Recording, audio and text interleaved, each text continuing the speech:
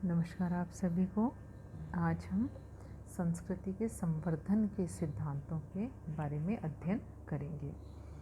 कोई भी संस्कृति जड़ नहीं होती, वरन उसमें परिवर्तन एवं गतिशीलता पाई जाती है। संस्कृति मानवीय आवश्यकताओं की पूर्ति करती है।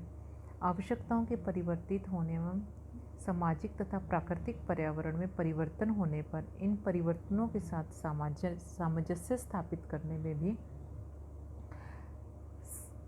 के लिए भी संस्कृति में परिवर्तन होते रहते हैं। मानव शास्त्रियों ने प्रारंभ से सांस्कृतिक समानताओं तथा विभिन्न संस्कृतियों के विकास एवं संवर्धन को ज्ञात करने का प्रयास किया है। इसके विकास को प्रकट करने के लिए अनेक सिद्धांत भी प्रस्तुत किए गए हैं। इनमें प्रथम सिद्धांत है उद्विकासवाद का सिद्धांत। 1859 में डार्विन ने ओरिजिन ऑफ स्पीशीज नामक पुस्तक में उद्विकासवाद के सिद्धांत का विवेचन किया। इस पुस्तक में उन्होंने बताया कि उद्विकासवाद को डार्विनवाद के नाम से भी जाना जाता है। डार्विन के उद्विकासवाद का सभी क्षेत्रों में क्रांतिकारी प्रभाव पड़ा और सांस्कृतिक विकास का सिद्धांत भी इससे अछूता नहीं रहा। यद्यपि हम यह तो कह नहीं सकते कि सांस्कृतिक उद्विकास डार्विनवादी है, लेकिन इससे बहुत अधिक प्रभावित है। सामाजिक और सांस्कृतिक उद्विकास का सिद्धांत अनेक बुद्धिजीवियों के कार्यों का परिणाम है, जिन्होंने विस्तृत क्षेत्र में इस पर कार्य किया और मानव सभ्यता के विकास को प्रकट करने का प्रयत्न किया। प्रारंभिक उद्विकासवादियों की मान्यता थी कि संस्कृति का संवर्धन एक सीधी रेखा के रूप में एक निश्चित क्रम में हुआ है। विश्व की सभी संस्कृतियां कुछ निश्चित स्तरों से जटिलता की ओर, समानता से असमानता की ओर तथा अनिश्चितता से निश्चितता की ओर हुआ है। उद्विकास के इस क्रम को संस्कृति के विभिन्न भागों जैसे भाषा, धर्म, परिवार, विवाह एवं संपूर्ण समाज में देखा जा सकता है। विभिन्न स्थानों पर समान सांस्कृतिक तत्व एवं संकुल क्यों पाए जाते हैं? इनका उत्तर विकासवादी मानव की मानसिक एकता के आधार पर देते हैं। उद्विकासवाद के प्रमुख विद्वानों में हम Darwin, Spencer, Tyler, Morgan, Hayden को सम्मिलित करते हैं। टायलर ने धर्म के क्षेत्र में उद्विकासवाद को लागू किया। हेडन ने उद्विकासवाद को कला पर लागू किया। मॉर्गन ने मानव जाति के इतिहास में उद्विकासवाद के सिद्धांत को लागू किया। तो अनेक विद्वानों ने उद्विकासवाद का सिद्धांत दिया, परंतु उद्विकासवाद के सिद्धांत की अनेक आधारों पर आलोचना की गई। इसमें कहा गया कि बहुत सारी कमियां हैं। इन कमियों को दूर करने के लिए नव उद्विकासवाद का विकास हुआ। नव उद्विकासवाद का ही संशोधित रूप है। इनमें लेस्ली वाइट एवं स्टीवर्ट के नाम विशेष रूप से हम उल्लेखनीय हैं।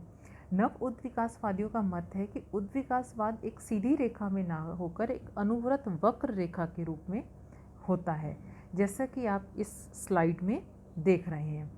इनके अनुसार कोई भी सामाजिक संस्था एक विशिष्ट रूप में प्रारंभ होती है, धीरे धीरे वह इसकी विपरीत दिशा की ओर विकसित होती है और आगे चलकर पुनः अपने मूल रूप की ओर मुड़ जाती है, किंतु नए और उच्च रूप में।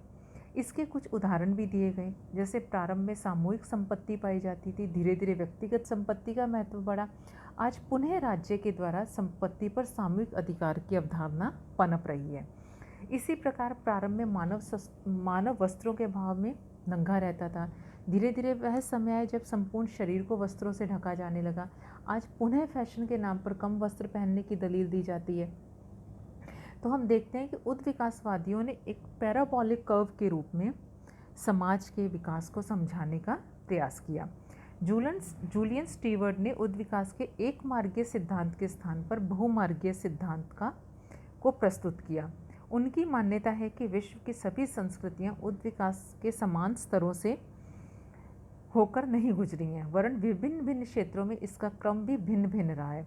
हिम प्रदेश, मरुस्थल, मैदानों और वनों की संस्कृतियों के विकास का क्रम परिस्थितियों की भिन्नता के कारण भिन्न रहा है। स्टीवर्ट ने पेरू, मेसो अमेरिका, मेसोपोटामिया, मिस्र और चीन की संस्कृतियों का अध्ययन किया और बताया कि ये संस्कृतियाँ कृषि पूर्व युगीन स्थिति से प्रारंभ होकर क्रमशः प्राथमिक कृषि, संस्कृति निर्माण एवं स्थायित्व काल, क्षेत्रीय विकास और चक्रीय विजयों के अनुक्रम के रूप में विकसित हुई हैं।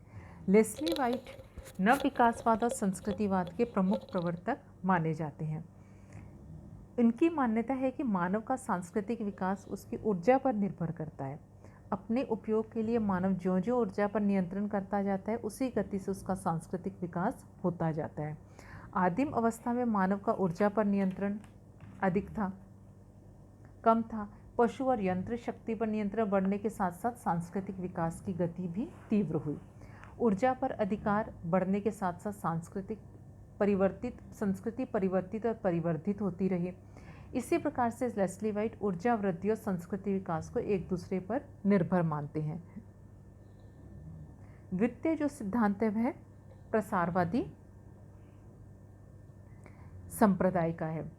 संस्कृति के उत्विकासवाद सिद्धांत की वैज्ञानिक आलोचना के परिणाम स्वरूप ही 20वीं सदी के प्रारंभ में प्रसारवादियों ने उत्विकासवादियों के एक मार्गी उत्विकास, मानव की मानसिक एकता और स्वतंत्र आविष्कारों के तर्कों का खंडन किया और कहा कि मानव की आविष्कार करने की क्षमता सीमित है। विभिन्न संस्कृतियों में जब हम समान सांस्कृतिक तत्व देखते हैं तो इसका कारण स्वतंत्र रूप से आविष्कार न होकर प्रसार है। मानव में अनुकरण करने एवं ग्रहण करने की शक्ति असीमित है। अतः जब दो सांस्कृतिक समूह संपर्क में आते हैं तो एक दूसरे के रीति रिवाजों, प्रथाओं, धर्म, कला, भाषा, वस्त्र, भोजन आदि का आदान प्रदान करते हैं। यदि तो इसी प्रकार प्रसारवादियों ने प्रसार की कुछ शर्तों और विशेषताओं का उल्लेख किया है। पहला, कोई भी सांस्कृतिक समूह दूसरे सांस्कृतिक समूह की संस्कृति या सांस्कृतिक तत्वों को उसी समय अपनाएगा जब वे उसके लिए अर्थपूर्ण और उपयोगी होंगे। प्रसार के दौरान संस्कृति तत्व अपने मूल रूप में नहीं रह सकते, वरन उनमें परिवर्तन आएंगे। प्रसार साधारणतः उच्च संस्कृति से निम्न संस्कृति या विकसित से अविकसित की ओर होता है। सांस्कृतिक प्रसारण के कारण ग्रहण करने वाले समूह में सामाजिक एवं सांस्कृतिक परिवर्तन घटित हो सकते हैं।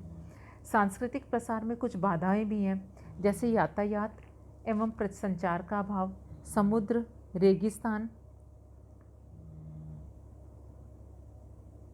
आदि। तो हम देखते हैं कि प्रसारवादियों में 3 संप्रदायों का उल्लेख है: ब्रिटिश प्रसारवादी, जर्मन प्रसारवादी और अमेरिकन प्रसारवादी। इन तीनों ने अपनी अपनी मान्यताएं दी हैं। इसके अलावा प्रसारवादियों ने पर संस्कृति ग्रहण पर भी जोर दिया। तो हमने आज संस्कृति के विभिन्न सिद्धांतों का अध्ययन किया। इसके अलावा प्रकार्यवादी दृष्टिकोण भी है संस्कृति का, लयात्मक या सांस्कृतिक लय दृष्टिकोण भी है।